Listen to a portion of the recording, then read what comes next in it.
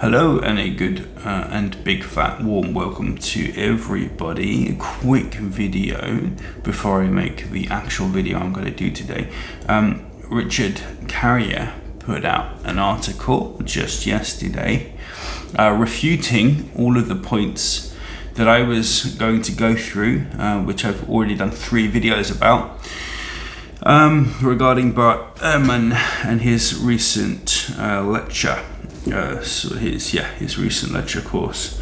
It was free online. What I did was, of course, I wasn't able to attend the lecture. I was out at the time, but I went through all the slideshows. And it turns out that Richard Carrier, and I think it's really important that people like Carrier do this, because this shows you how bad an historian Bart Ehrman can be. It is not a good lecture at all. He is misinforming the people who sign up for this specific one, and I believe obviously it's because he wrote a book on this a long time ago, and he just doesn't want to admit that it's wrong, and it's very wrong. And his continued conversations about mythicists without really addressing mythicists' arguments and their concerns is just a sign of lazy scholarship here. I think he's too entrenched in these beliefs. He does not want to correct Did Jesus Exist?, which is I think his book. And Carrier here does a very comprehensive, it looks as though, comprehensive and timely debunking only a few days after the slideshow and what I wanted to do, it has come out.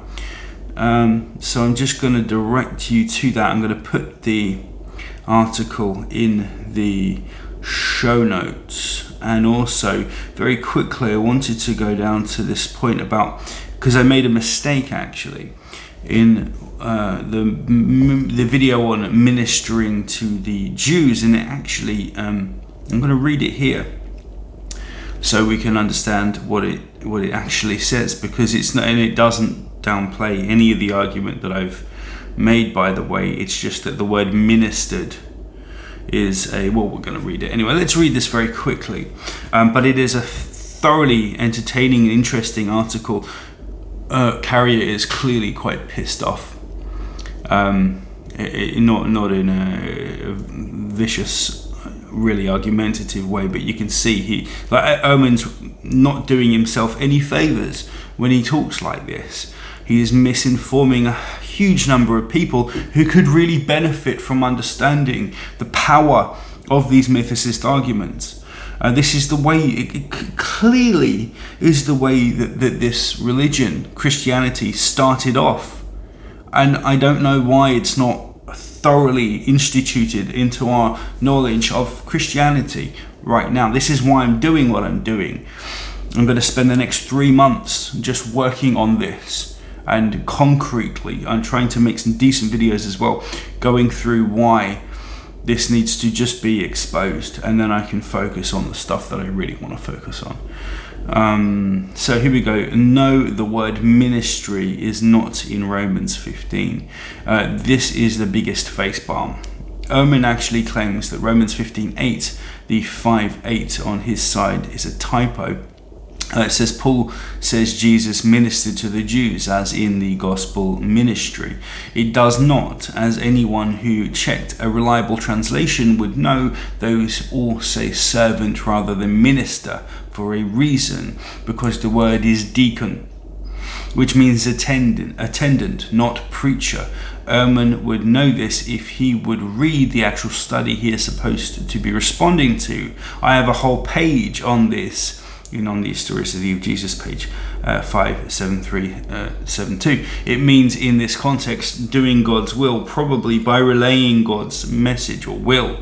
In other words, Paul is talking about the fact that Christ's revelation came first to the Jews, 1 Corinthians 15, Galatians 1, Romans 9:33, that does not require an actual earthly ministry, as we already noted above. To the contrary, Paul appears to believe it means a celestial one. Revelation Hence only the apostles, those sent, apostellin, the verbal form of the noun, heard Jesus preach, not the Jews.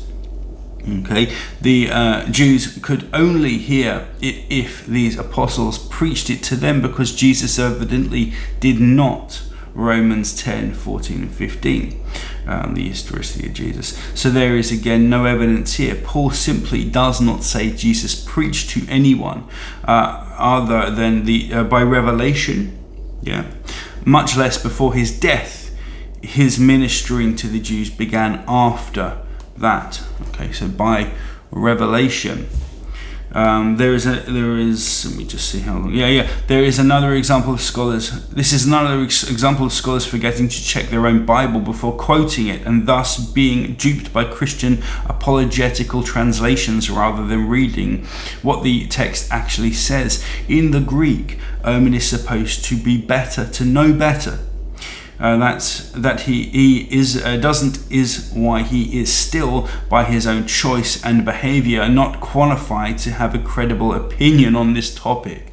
Now, that's a huge statement.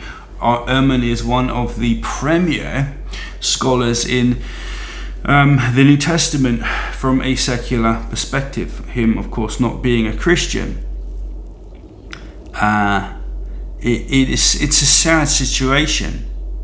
And it's really rather easy to see where Richard Carrier is coming from, and his books come thoroughly recommended. If you get Jesus from Outer Space, it gives you the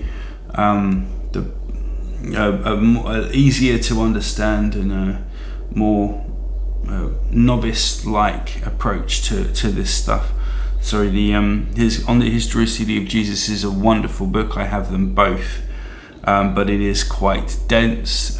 It is the scholarly version of Jesus from Outer Space. So if you're looking for a fairly light read and you want to get good with the arguments that mythicists make and really have crystallized in your mind why Paul, for example, does not talk about an historical Jesus, it's all in there. On the historicity goes a lot further. It's a wonderful book, and of course he applies Bayesian theorem, which is what I'm trying to do with ChatGPT. I just hope other real scholars and statisticians begin to take this seriously and either validate this work here or discredit it. I don't care which of those comes through. I just want everyone to know more about this subject, and I want the truth in this study here. I just want to know the truth. I'm absolutely willing to be criticized for my work. Just remember to bring the goods, guys. I'm really enjoying making these videos. Great article. Let me just read it again for you. It's in the show notes. Bart Ehrman's latest weird attempt to refute mythicism. Mythicism explains the first chapter of the Christian story historically. It fulfills all of the evidence we have. It places it properly in the historical context. It shows everybody why the Old Testament is the template for the new. There is no historical Jesus necessary to explain any of that. Okay.